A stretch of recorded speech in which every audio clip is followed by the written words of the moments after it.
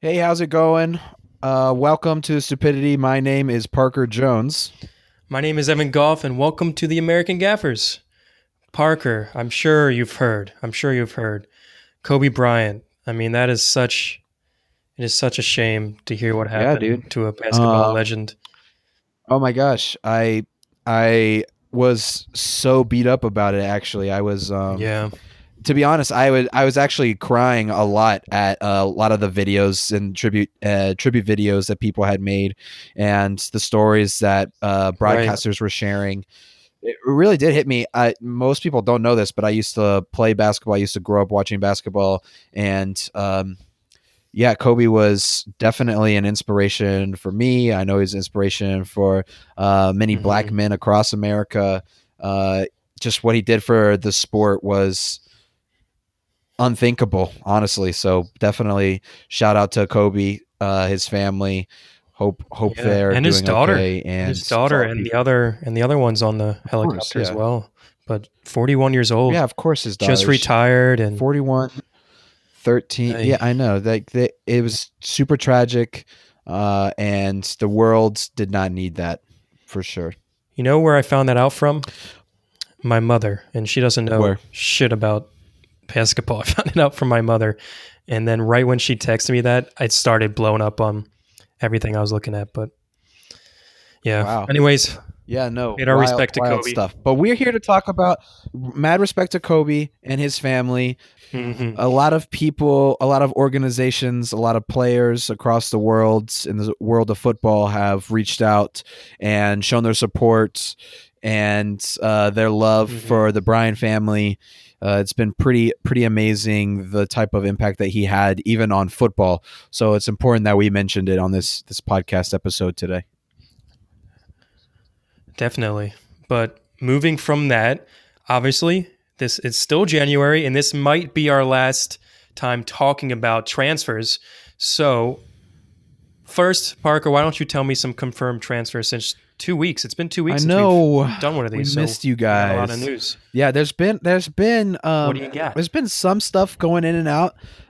It's hmm it's not as been at or it's not been as big of a transfer window as I think we had all anticipated as Yeah, fans. There haven't been that many I'm moves. A surprised. lot more talk, not a lot of business. But there have been some. Let's talk about Jonathan Khadija from Aston Villa leaving. Aaron Mm, Moy signing a contract from Huddersfield at Brighton permanently. That's a pretty big deal. yep.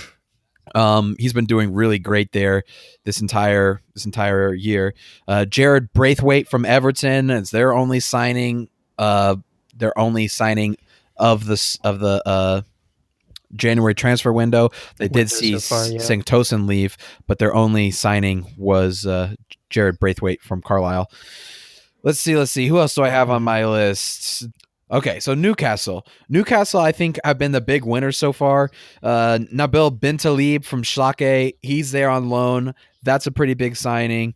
Valentino Lazaro from Inter, that's a pretty big signing. Both of them loan deals. Both of them, I think, have the potential to impact the starting lineup and keep Newcastle above Sure, the yeah. relegation line. So I think that those are two really solid signings for Newcastle.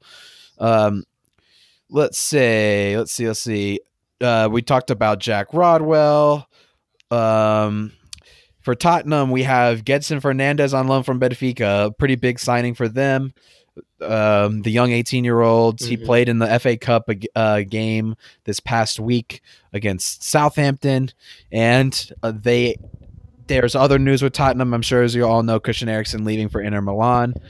That's pretty hmm big. We all expected it to happen. He had just kind of fallen out of favor. 18 million, I think it was. Yeah, and also they signed Giovanni Lo Celso on a permanent deal. So he was a loan player from Real Betis, but now he is a permanent player for Tottenham.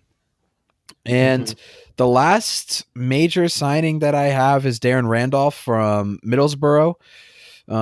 He he's a established goalkeeper. I think West Ham were in desperate need of a goalkeeper.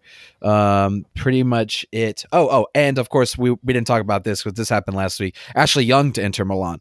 So Inter Milan getting a lot of the Right. Premier League They've leftovers. been Yeah, exactly. they've been thrift shopping. I'll say they've Victor stocked up. Moses. Victor Moses from Chelsea. Yeah, Victor Moses was on loan at Fenerbahce, and he got loaned out again to Inter. So yeah, Mhm. lots going on and confirmed transfers, but not as much as I think we had hoped for as fans. What do you think? Right. And I mean a lot of it goes on the deadline day, especially with big teams when they've been talking to players for a while. And I mean, you're not going to see huge cash splurge by with one player. Like I know Man U are still talking to Bruno Fernandes, and I don't think they're going to splash 80 million on him on January transfer deadline. I think they still could sign him during the window, but like the deadline's it's full of surprises, and I'm really looking forward to that. But transitioning into the rumors, I got a few rumors for you, Yeah, Parker. before we go into We rumors, let me got just say real quick. I think yeah, that yeah. transfers are very underrated because they can be a way to Mm. to shift momentum in the locker room and on the squad itself Oh for many yeah. different ways. Even if the player isn't necessarily going to be contributing right away, but if the fans get excited about a particular transfer, if the locker room improves because that person is a kind person or is a good leader or has ambition and really Sure. wants to help the team achieve what it's supposed to, which is just win games, right? So it can one player can make all the difference, especially for a fan base, and I think that it's vastly underrated by a front office. It's seen so much as like a business and like, okay, what players going to help us achieve or get the most money, right? Or get the most out of it. So it's very statistics Right. based, but there's a lot of intangibles I think that go into transfers and signings that goes unnoticed. No, yeah, I completely agree. I completely agree. I think, especially with teams that are struggling, right? You always think about the top teams, especially in England, since we're a Premier League podcast, that, we always look to them and see what their business is because they have a huge fan base. But also, you have to think about the teams that are struggling, right? Aston Villa, Norwich, Southampton, not as much as they used to, but, they need to make signings in order to stay up in the Prem. So there's different motives for signing different players and different teams, and that's why it's so much fun to be in January and to be in the summer because you get to see where all of these players go and for what reason, and you get to see how the fans react. And some of them love the signings, and some of them are like, "Why the hell did we sign this guy?" Right. So I'm a huge fan. So links. Starting off, we got Everton's Ancelotti. He wants to sign a solid midfield. He's been linked to sign Allen and Mm-hmm. also Ross Barkley. Ross Barkley hasn't been the best at Chelsea. He hasn't been starting a lot. The previous manager, sorry, preferred him over Lampard right now, but he hasn't been up to par. So Mm-hmm. I think that they would be suited for a very good midfield. I'm not sure about those two signings. I think Allen would be good. Ross Barkley, Mm-hmm. not sure. I think it's just because he played at West Ham before. And Spurs, Everton they target Suarez Gabriel Barbosa. and Everton Suarez is linked to the. Yes. But go ahead. Mm-hmm. Mm-hmm. Yeah, Spurs target Gabriel Barbosa. I don't know if you know any much about that. That's all I No, got for that. hadn't heard it. I got Yeah, it seems like Roma wants to sign a winger. They are linked with Shaqiri. They are linked with Pedro.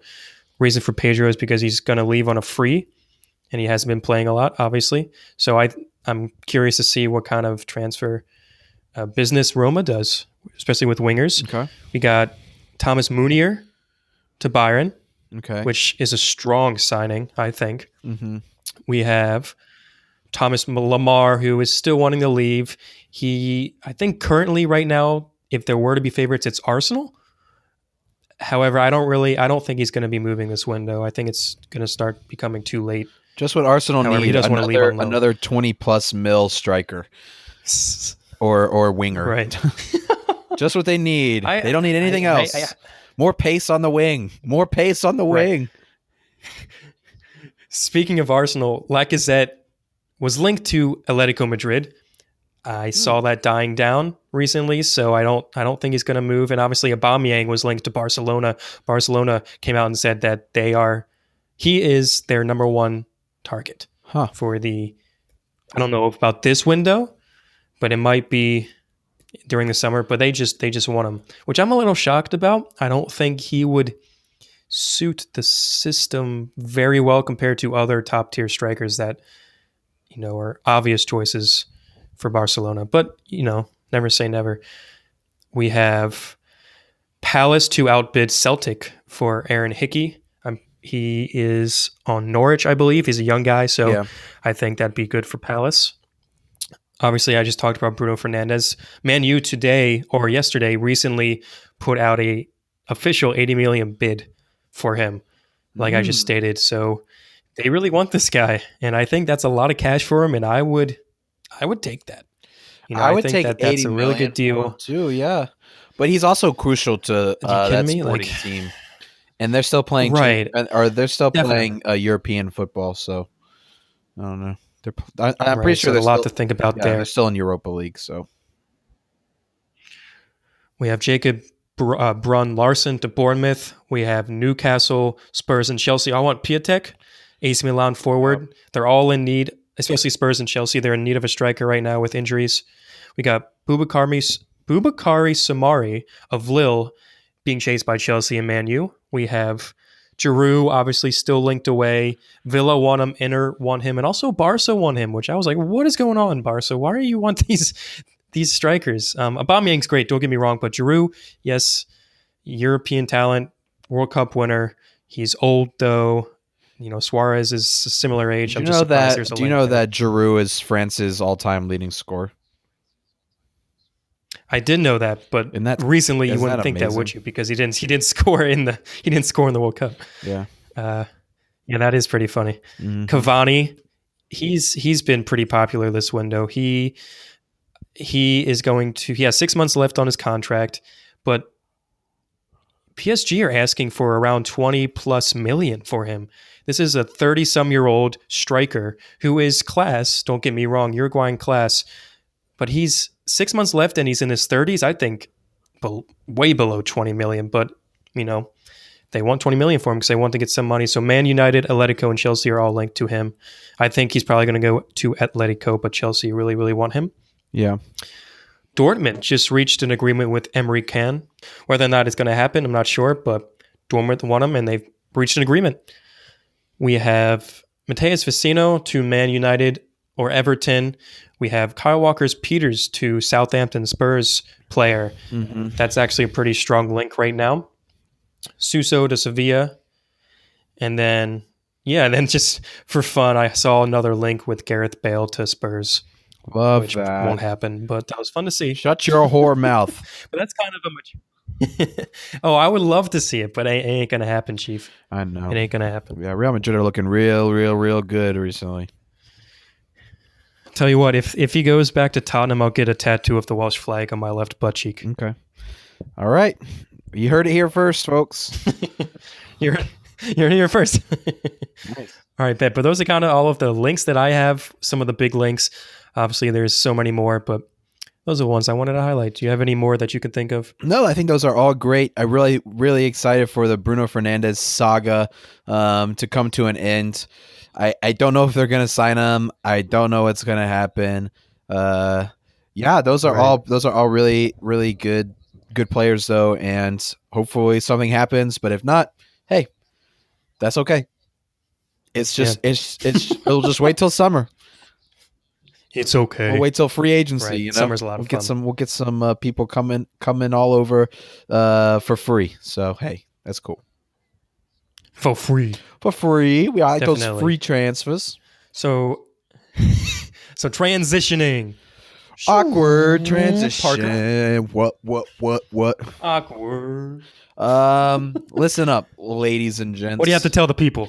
What I have to tell you is that I love you and that I missed you this past week. How are you doing? How are you? come sit by the fire and have a nice hot warm cocoa and let me tell you my opinion on stupid sports. Um, we love your support. Keep on listening. Keep on spreading, the good news.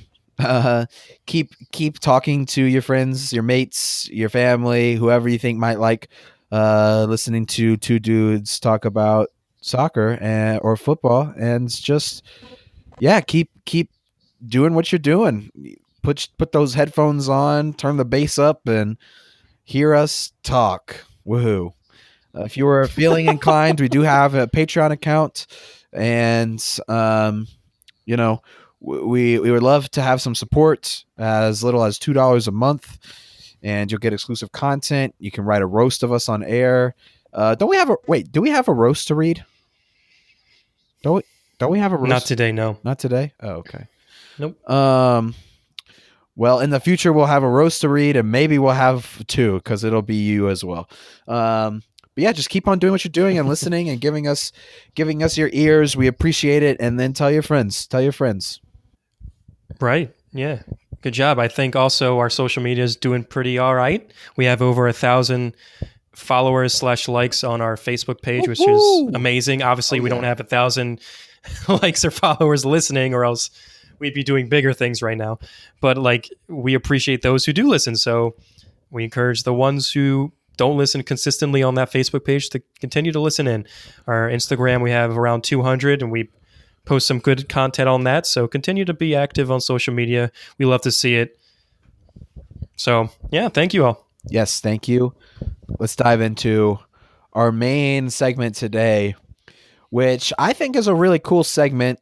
Let us know if you think, if you agree or not. Reach out to us because we don't want it to be the same thing. Oh, we're talking about the same thing every week.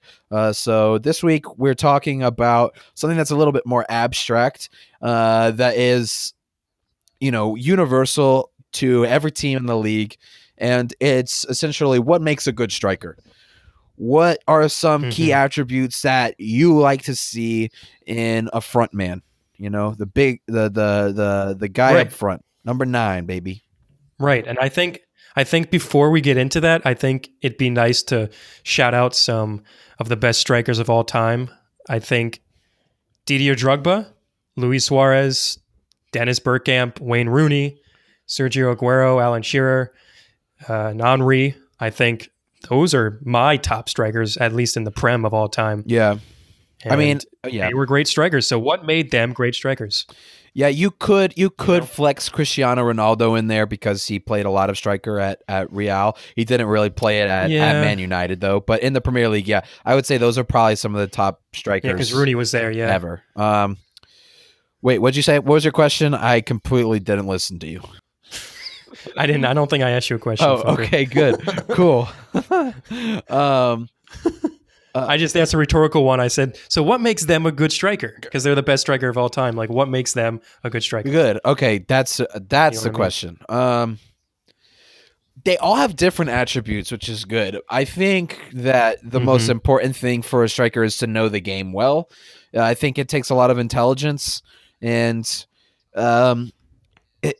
intuition, like just knowing and being. So being able to be there at the right place at the right time is of the utmost importance, and that comes with lots of practice, with great game knowledge, knowing how defenders defend, knowing specifics about defenders, knowing how to manipulate space, knowing what to do to prevent goalkeepers from being able to guess your movements, different things, being able to create your own space. There's so many attributes that I think are mostly knowledge based as opposed to skill based, and I think that that's what makes those strikers great. I think that physically, the most important thing is pace. I think that pace is probably one of the most important things, especially with all of those players that you listed. They all have pace and really quick sprint speed, I think. Am I Hmm. wrong? What do you think? That kind of goes with one of my. No, I think it goes. I agree, but I think movement is a little bit more important, and you can argue that that's probably the same thing. But I look at Yeah, I it guess in a different light. agility You maybe, or know, like quickness, or right? But being able to run past defenders, to if you're an inside forward, to be able to, get through the midfield, or if you're holding up the ball, you can just move it around. And I think, yes, it's very obnoxious in my opinion just to watch a slow ass striker. It's just not fun to watch, and arguably he may be more worse on the ball if he is. He may be worse on the ball because he is slow. Um, but as long as someone has good movement, is pacey, can run through around those defenders, creating chances on goal. Also, that means that they can't be on side, or they can't be offside. A striker who cannot stay on side is so frustrating. He yeah. can't move with the defense, and I can count off a couple strikers right now who are just the worst at that. And I'm watching it and I'm Chris saying, Wood, dude, like Tammy Abraham is really Tammy bad with Abraham that is too. really Chris Wood, bad at though, that. yes. Holy shit. Yeah. But I mean, those were actually ironically the two that I was going to name off the jump. Jamie Vardy also But is offside a lot too, but he's great. right. But And that, it does. Uh, Go ahead. Go ahead. I mean, you can argue that that's more of a defensive talent, right? Just doing the onside trap, especially with pacey strikers. You know if they're pacey and when they're going to jump, so you can hop, you can make them get offside. But I mean, if you have movement and you're aware where you are and you're reading the play, you're reading the field, and you can move in and out at the defense, you should be onside. I mean, being offside as a striker, I mean that's heartbreaking to watch. that comes with chemistry with your midfield's presence and your wingers Hmm. as well. Being able to time the run is crucial, and if you don't have the whereabouts or Hmm. the connection to whoever it is that's going to be passing you the ball, it's going to be a lot harder to dictate when the ball's going to come off their foot. Because you don't know if he's going to take an extra dribble. You don't know if he's going to try to attack Right. a little bit more. You don't know if he's going to try to lob it or if he's going to try to hit it through the defense on the ground. So I mean, having a chemistry with your midfield is also really important to being onside and staying onside. What I'll Right. say is about the quickness and the Right. pace. You're right about the excitement. It's really fun to Hmm. watch strikers like Sergio Aguero. Drogba did this Hmm. a lot. Wayne Rooney did this a lot. But running in between the lines, Hmm. running behind the defense. Definitely. I mean, you have quality passers there to get them the ball at the right time. But that's because it's professional football. I mean, hopefully Right. somebody on your team can get you a nice through ball. But you have to be the one to make that run, and you have to be the one to make that run 150 times a game, and only actually get Exactly. the ball Yeah. 3 times, and then be able to score once. Like you have to have Well, the I want to energy. go off. Sorry, go ahead. Yeah, I was I just saying think you I have to think I have want the to go off of what you said. Like the you bitch. go, you fucking talk, bitch. You have to have the Continue. energy, the stamina to be doing that type of running all game. You have to be willing to run in the 95th minute after 95 minutes of playing and sprinting the entire time. All right, go. Yeah. All right. Fair. All right. I'm gonna talk. Ready? So I wanted to talk about. You were talking about how that you have to have good relationship with the midfield, and especially with lob balls. I think through balls are key, and especially to read the field. But lob balls, because a good striker has to have a good touch. Yeah. They have to have a good touch, and you see a lot of strikers. I mean, and when you separate the weaklings from the world class, the world class have good touch, and it's a first time, and maybe they pass it to the right a little bit, and then they bang it with their right foot, whatever it is. That first touch is crucial. I mean, and especially top class players, they can also maybe use both feet, which if you think about it, most people they only use one foot. They have their special foot, they have their weak foot. But those who are top class, I think it's huge to be able to one touch it in with a lob with either foot. I mean, Mm-hmm. it scares the defenders. Yeah, no, you're right. I think touch is really important. Um, and it also depends on who you're getting as a striker because Steve Walsh, who was the chief head of recruitment for Leicester back in the day when they were going on their big Mm-hmm. run. He signed Jamie Vardy. He helped recruit Riyad Mahrez. He also had helped recruit Zola and Drogba and many great strikers. Right. And he says that strikers come in so many different shapes and sizes that it can be hard to get an accurate read about who you need in a squad because you you need different types of players. Like Sure. Rooney is a completely different striker than Drogba was. Van Persie's a completely Mm-hmm. different striker than Aguero, right? So I mean, and that's why it's so it's key tough. to have a backup striker that is different than your starting Well, striker. yeah, it's good to have You variety. you think I mean, do you want a big correct? man? Yeah. Do you want somebody to hold up play like Harry Kane? Or do you want somebody that's smaller, that's more of a poacher, that is quicker, that can get around people, but isn't going to be able to stand up physically with the defender? I mean, it's tough. Yeah. I mean, how does Gabriel Yeah. Jesus have Definitely. more goals than Harry Kane the past 3 months? You know, it's hard to compare different Right. shapes and sizes. Yeah. That's a good point. That's a good point. I didn't think about that. Um, so I have four other reasons, real quick. One of them is confidence. I think, not I think, I know a striker needs to have confidence and they're comfortable on the ball. I mean, this makes a determined player, an intelligent player who not only knows where and when to shoot, but it creates plays for the wingers, for other players to contribute to the goal as well. I mean, this is huge with hold up play as well, dragging defenders out of position, creating space, allowing your teammates to explore more opportunities to get involved. And when you have a confident striker, you can do almost anything. I mean, there's nothing like a striker who has no confidence in himself or on the ball or scoring goals, and you ain't gonna win because your striker's not scoring goals. Yeah, no, that's absolutely true. Confidence is very important, and when a striker goes on a cold spell, he hears about it. It's his only job. Mm-hmm. He gets the ball. He has a shank. The fans don't shut up about it. I mean, you gotta have confidence, I think, to succeed and to do well. I mean, for Mm-hmm. years, some of the best strikers had gone on months without scoring. It's just it happens. It happens sometimes.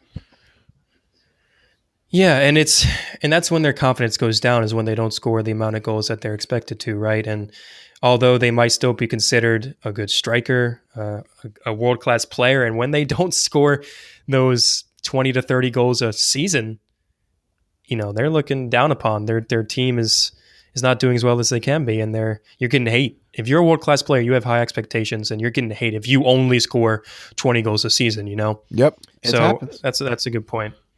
Yep. So I mean, also let's just get it out of the way. Shooting, right? Shooting is way important.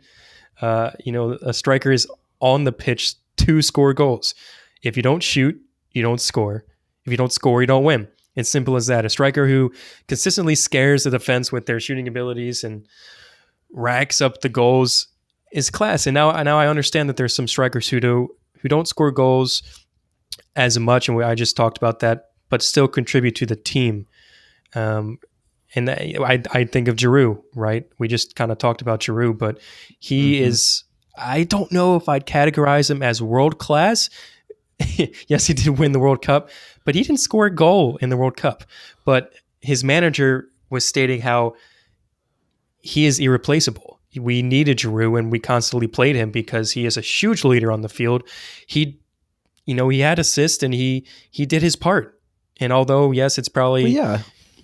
underwhelming that he didn't score a goal, but you know, I mean, that's the thing too that is often overlooked by some great strikers, and we've talked about it a little bit before in a previous episode.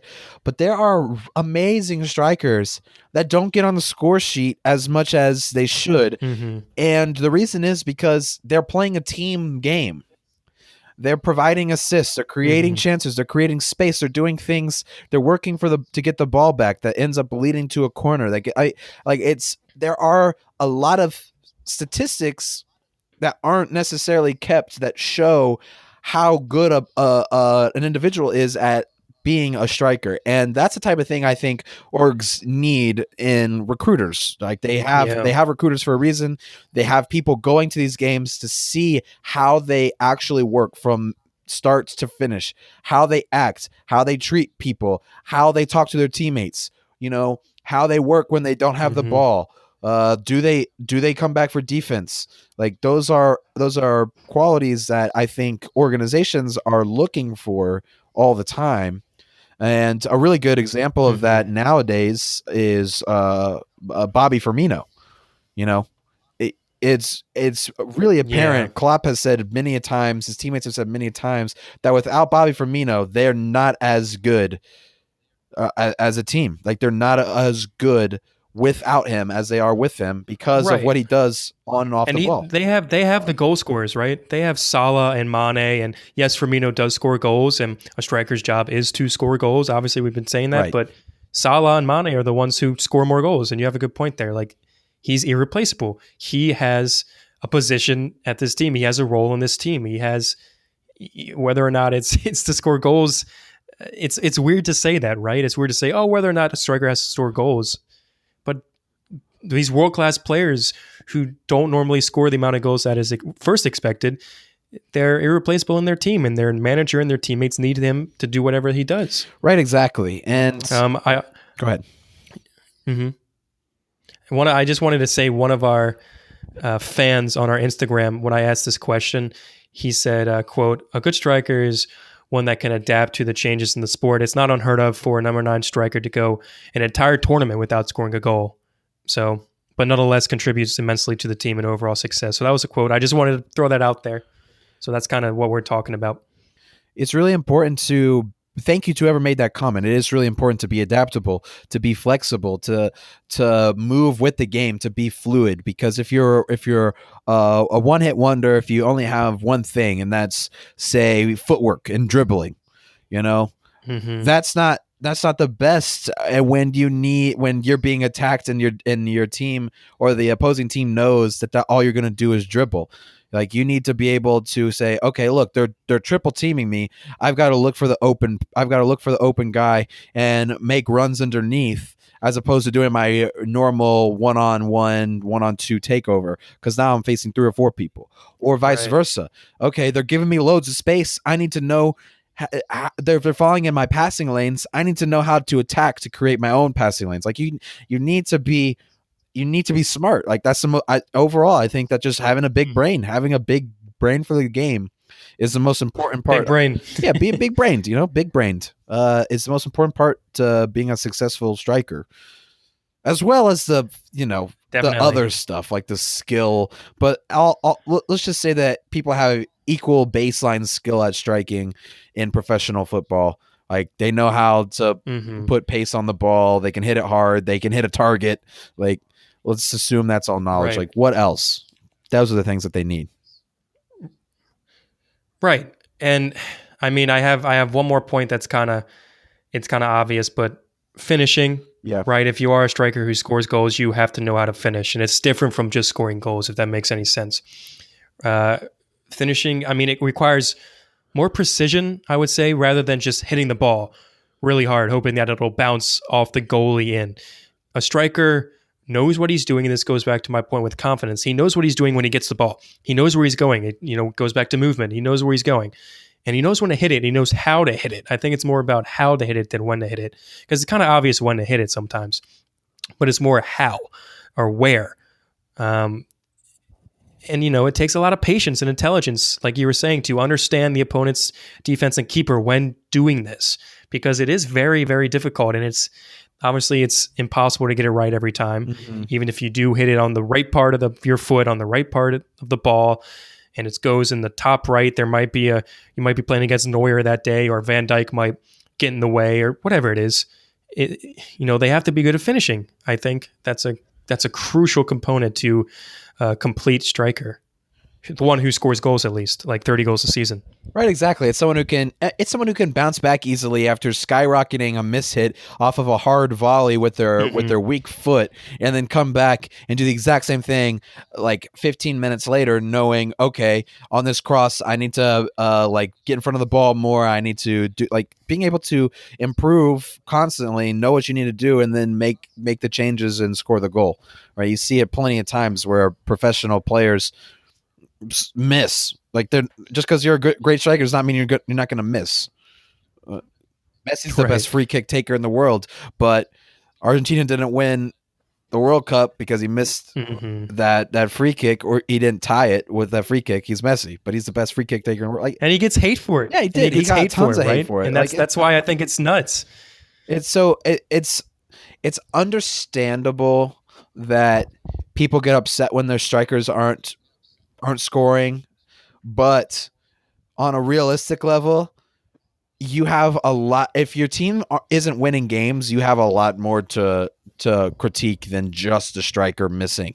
I mean, if Right. they're missing sitters and they've done it multiple times in That's multiple different. consistent games, okay, get them out, like sub them out. They're not doing what they need to do. They're not doing the bare minimum. But I mean, if they're trying, Sure. they're shooting, they'll get it. You gotta talk about everybody else who's providing the right pass, providing the defense, the goalkeeper. You gotta look at it from a Mm-hmm. team perspective. For sure. I mean, it's not. I hate it when fans or whoever, when they're pissed off, they just point fingers towards the striker, saying you missed that goal, or you didn't score enough goals. And hindsight, I get it. It's easy to, you want someone to blame, and it's easier to blame an individual than a whole team sometimes, Mm-hmm. or the manager. But it's the build up play. It's the build up play. And if they don't have a good build up play, and the striker doesn't have good chemistry, and maybe the wingers are off point if they have wingers, or maybe the midfield aren't doing good through balls that game, or whatever it is. Maybe they're going against a really top tier team who have top tier defenders and goalie, and the striker doesn't look great. But Who is I mean, it just comes down to that. who Yeah. are the top 5 strikers right now in the Premier League? Do I have to go in order? Because I'm not going to go in No, order. no, you don't have to go in order. All right. Bet. All right. Sergio Aguero, Okay. Firmino. I think I don't want to say Rashford. Okay. I don't know. I think I want to put Vardy top 5 right now. Okay. To be honest, I think he's making my top 5. I even might put in maybe even Gabriel Jesus. I'm not sure about that pick, but I really like watching him. I think he's up and coming. I mean, he is already here. I mean, he's a great footballer, but he's still young. I don't know who else do you think? Harry I mean, Kane? No. He's not playing right now. You don't count. What do you mean? Just because he ruptured his hamstring, tore his hamstring, doesn't mean that he's still not the best. Yes, he is. He is class. He is class. Kane, Firmino, I would also say Aubameyang. Aubameyang, and Mm-hmm. I guess Vardy would be my other one. Zaha. No, I guess Vardy would be my Yeah. other striker. Yeah. And I'm talking about like I'm talking like true number 9s, like strikers Okay, through and through, okay. like not playing on the wing but playing in the center, not playing as a like false Right. 9 like Cam, like somebody who's Mhm. actually a striker and that's their position. Yeah, I think I'd have to agree. What is it? Firmino, Aguero, Vardy, Aubameyang, and who was the and Harry Kane. And Kane. I can agree with I that. think those are the best through and through strikers. But yeah, if you have any other opinions, you can let us know, everybody. Talk to us on Facebook, Instagram, Twitter. Reach out, see who you say who you think are better, and give us your opinion. We'd love to hear it. We'd love to banter, and keep on keeping on. Keep on Definitely. keeping on. Thank you all so much. Keep on keeping on. Deuces. Later. Have a good day. Enjoy. Hey, come back next week. Okay, we're gonna make s'mores. We're gonna have graham Oh crackers. yeah, yeah, yeah. We're gonna not have any of that. I lied to you. That's the real world. People lie. Okay, bye. He's got. You're the worst. Fuck you. Bye.